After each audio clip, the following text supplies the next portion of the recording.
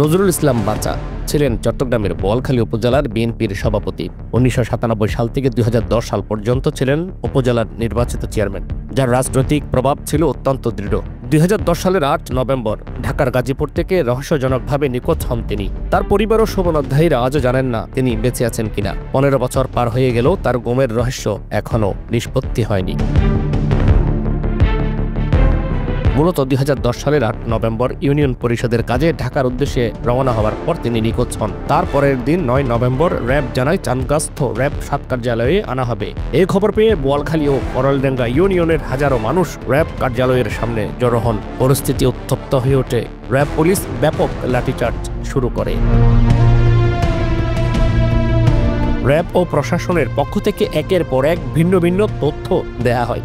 নাগরিকের মুখোমুখি হয়ে তার ছোট ভাই বোয়ালখালী বিএনপির সাবেক সদস্য সচিব হামিদুল হক মান্নান জানান, নিখোঁজ হওয়ার পর থেকে তার মাকে নিয়ে সরকারের বিভিন্ন দপ্তরে চক্রাকারে ঘুরতে থাকেন। প্রধানমন্ত্রীর দপ্তর এবং স্বরাষ্ট্র মন্ত্রণালয়ের পরিচয় দিয়ে একটি চক্র ২০ লক্ষ টাকা মুক্তিপণ দাবি করে। সে সময় ৮ লক্ষ টাকা প্রদানও করা হয়। পরবর্তীতে ওই চক্র এই বিষয়ে এড়িয়ে চলতে থাকেন। সেই সময় বাচার স্ত্রী ২ সন্তানকে নিয়ে দেশের নানা প্রান্তে পালিয়ে বেড়ান। তার পক্ষে লড়াই করতে গিয়ে তার ছোট ভাই হামিদুল হক মান্নান আওয়ামী লীগের শক্ত অবস্থান সত্ত্বেও চেয়ারম্যান নির্বাচিত হন। তবে তার ওপরও শুরু হয় রাজনৈতিক প্রতিহিংসা, হয়রানি ও নির্যাতন। আমার বড় ভাই যখন থেকে রাজনীতি শুরু করেছেন খানঙ্গপাড়া সারাসুদের সরকারি কলেজে, তখন আমরা ছোট ছিলাম। তখন থেকে উনি ছাত্র রাজনীতি থেকে অনেক কষ্ট করে উঠে উনি আল্লাহ করুলডাঙ্গা ইউনিয়নের জনপ্রিয় একজন চেয়ারম্যান হয়েছিলেন 97 থেকে। তারপর উনি বাংলাদেশ জাতীয়তাবাদী দলের বোয়ালখালী উপজেলার সভাপতি হয়েছেন ৮ নভেম্বর ২০১০ গাজীপুরে। উনি যে আমাদের ইউনিয়ন পরিষদে আজকে দাঁড়িয়ে কথা বলতেছি, সেই ইউনিয়ন পরিষদের একটা মামলার রায়ের জন্য উনি হাইকোর্টে গিয়েছিলেন। সেখান থেকে ওনাকে গাজীপুর নিয়ে ওনাকে গুম করেছেন, বা এলাকার জনগণ বা যে কোনো একটা সোর্সের মাধ্যমে ওনাকে র্যাব 7-এ আনছে বলে একটা গুজব আছে। আসার পর থেকে আমাদের এলাকার অনেক জনগণ গিয়ে র্যাব অফিস ঘেরুয়া করেছিল। সেখান থেকে দেখা যায় ওনাকে আমাদের এলাকার জনগণকে অনেক নির্যাতন করে। ডাঙ্গা পুলিশে ওনাকে নির্যাতন, অনেক লোকজনকে নির্যাতন করেছেন, অনেক সাংবাদিক আহত হয়েছেন। সেখান থেকে ওনাকে রাত্রে আমরা সুজের মাধ্যমে জানতে পারি ওনাকে রাত্রে সেখান থেকে নিয়ে যায়। এরপর থেকে আমরা আর কোনো প্রতিশ পাই নাই। সেটা আজকে 15 বছর আমরা এই বুকে এটা ধারণ করে আমরা এই স্বৈরাচার পতনের পরে আজকে 1 বছর পার হয়ে গেছে। সেই আশা আমরা পূরণ করতে পারি নাই। সেই হিসেবে আমরা এখনও আশাবাদী। আমরা আমার ভাইকে যদি জীবিত থাকে ওনাকে আমাদের মাঝে ফিরিয়ে দেওয়া হোক। যদি ওনাকে মেরে ফেলা হয় তাহলে ওনার লাশটা কিভাবে লিখেছেন সেটা হলো আমাদের ইসলাম শরীয়ত অনুযায়ী সেটা আমাদেরকে খবর দেওয়া হোক। আমরা যারা গুম পরিবার মায়ের ডাকে যে সংগঠন, আমরা সবাই প্রতিবার আমরা ঢাকায় মিটিংয়ে গিয়েছি, অনেক বড় বড় মিটিংয়ে গিয়েছি। সবাই এইরকম একটা আজহারের মতো অনেক মানুষের বুকের ব্যথা নিয়ে অনেক কষ্টের মধ্যে মানুষ বসবাস করতেছে। সেই হিসাবে আজকে জাতীয় সংঘ থেকেও আমাদের যেই লিস্টেড যেটা আছে ৭৬ জনের, সেখানেও আমার বড় ভাইয়ের নাম আছে। আমার বড় ভাই মনে হয় বাংলাদেশে গুম হওয়ার ৩ নম্বর বিয়োগরা অনেক কষ্টভাবে এই স্বৈরাচার আমলে বসবাস করেছি। আমি 3 বার নির্বাচিত চেয়ারম্যান হয়েছি এই স্বৈরাচার আমলে। আমাদের আহ্লা করুলডাঙ্গা ইউনিয়নের জনগণ আমার ভাইকে যেভাবে আগলে ধরে আমাকে চেয়ারম্যান বানিয়েছেন, আমার ভাইকে সেইভাবে আমিও 2011 সাল থেকে আমাদের এলাকার জনগণ আমাকে এইভাবে চেয়ারম্যান বানিয়েছে। ভারপ্রাপ্ত চেয়ারম্যান সাহেব প্রতিনিয়তে আমাদের গুম পরিবারদেরকে খোঁজখবর নেয়। সেই দিনগুলোর স্মৃতিচারণ করতে গিয়ে বাচা চেয়ারম্যানের বৃদ্ধা মা বলেন, তার সন্তান বুকে ফিরে আসবে এই আশায় এখনো দিন গুনছেন। পরিবার নিয়ে দুঃসহ জীবন যাপন করছেন বলে জানান তার স্ত্রী শামিমারা সিদ্দিকী পান্না।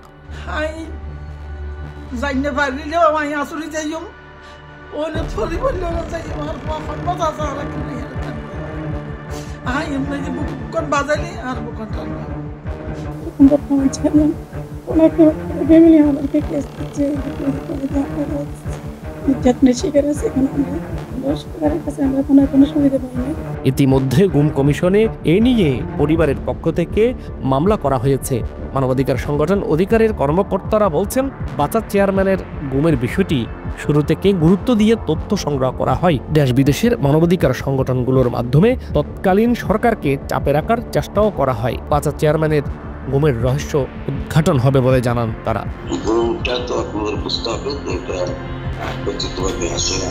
যারা বিরোধী দলের নেতা কর্মী বয়স তথাকথিত জঙ্গি নামে প্রচুর মানুষকে তারা গুম করেছে, নির্যাতন করে হত্যা করেছে। বাসার চেয়ারম্যান তাদের মধ্যে একজন, সে হয়তো পলিটিক্যালি থ্রেট ছিল তার এলাকায়। হাসিনার রেজিমের বিরুদ্ধে তাই তাকে গুম করা হয়। এটা সবচেয়ে আলোড়ন সৃষ্টি করছে এই গুমটা র্যাবের। তখন জিয়ল আহসান ছিল র্যাবের গোয়েন্দা শাখার প্রধান। সে প্রধানমন্ত্রীকে খুশি করার জন্য সেই কাজগুলো শুরু করে বিএনপি নেতাদেরকে গুম করা। সরকার ক্ষমতা আসার পরে বিএনপিকে গুম করার জন্য বিএনপি নেতৃত্বস্থানীয় যারা ছাত্রদল করে, যারা ওয়ার্ড সভাপতি, তাদের এই শুরু করছিল বাসা। এই 2 নম্বর ছিল বাসা চট্টগ্রামে, 1 নম্বর ছিল রাউজানের জাভুদ চেয়ারম্যান। বাসাকে যখন গ্রেপ্তার করে সাদা পাবলিক র্যাব অফিসে আক্রমণ করছে। পরে তাদের পরিবার অনেক চাপ সৃষ্টি করছে জিয়াউল হাসান গোয়েন্দা বাহিনী দিয়ে। ওদের পরিবার ওখানে থাকতো না, ওর ওয়াইফ এরা ঢাকা কিছুদিন থাকতো, ছেলেকে বাইরে পাঠিয়ে দিয়েছে, অনেক সমস্যা গেছে। এই পরিবার এখন অপেক্ষা করে। একটা বিষয়ে আমি বলি, গণ কমিশনের সরকার কিন্তু ডক্টর ইউনূস অনুস্বাক্ষর করছে, এই যে গোমের বিরুদ্ধে কনভেনশন অনুস্বাক্ষর করছে। একটা পথের গোমের যারা শিকার হয় তাদের প্রতি আইন লাগে। তারা হারিয়ে গেছে নাকি নিহত গেছে পাওয়া যাওয়ার কারণে তাদের সম্পত্তিগুলো ভাগ হয় না। এখন কমিশন হওয়ার কারণে পরামর্শ দেবে এবং তাদের সম্পত্তিগুলো ভাগ করবে। শীঘ্রই নজরুল ইসলাম বাছার বিষয়ে গুম কমিশনের রিপোর্ট পেশ করবেন এমনটি আশা বিএনপি নেতাদের। আওয়ামী লীগ সরকারের একটা অত্যাচারের নিদর্শন ছিল। তাই এই গুম করা পরিবারের, বিশেষ করে আমরা মহানগর বিএনপির পক্ষ থেকে আমাদের দলের নেতা হিসেবে আমরা তাদের বাসায় সবসময় গিয়েছি এবং আমরা সমবেদনা জানাইছি। আমরা আশা করব, আমরা বলেছি যে কেসটা অলরেডি আছে, সেই কেসটার ব্যাপারে অবশ্যই আমরা এটা একটা কী ধরনের শাস্তিমূলক ব্যবস্থা নেওয়া যায়। যারা এই কাজে জোর দিয়েছিলেন তারা যেন শাস্তির আওতায় নেন, তাদেরকে অতি সত্বর এই কেসের সুরাহা করে শাস্তি দিয়ে তাদের এই বর্তমানে নুরুল ইসলাম বাঁচার পরিবার যেন শান্তি বেশি ব্যবস্থা করা উচিত। বিভিন্ন জায়গায় বিভিন্নভাবে আমাদের সর্বতভাবে আমরা চেষ্টা করেছি তার হদিস পাওয়ার জন্যে, তার খোঁজ পাওয়ার জন্য, কিন্তু আমরা দুর্ভাগ্যজনকভাবে তার কোনো খোঁজ হদিস এখনো পর্যন্ত আমরা পাই নাই।